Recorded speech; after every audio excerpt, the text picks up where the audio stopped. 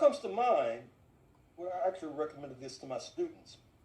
I just was able to screen Emancipation, the Will Smith film that got buried in light of the slap on Chris Rock. It's very interesting. It's one of the better films on slavery. You can find it online.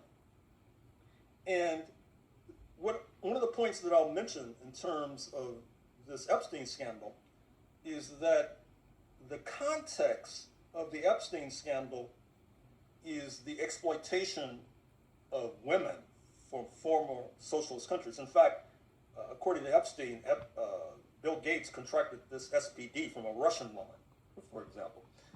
You may have noticed that Mr. Trump's current spouse is Slovenian from the former socialist Yugoslavia. His first wife, Ivana, was from what is now the Czech Republic, formerly Czechoslovakia, for example.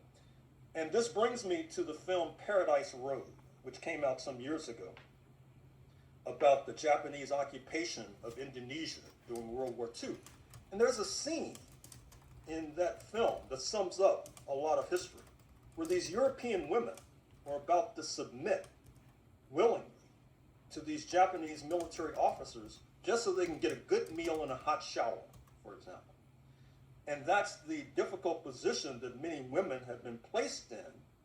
And of course, as I point out in my book, The Capital of Slavery, Washington, D.C., 1800 to 1865, that was the position that a lot of black women in this country were placed in.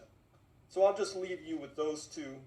But thank you very much for inviting me. Be sure to send me the link, and I wish you well.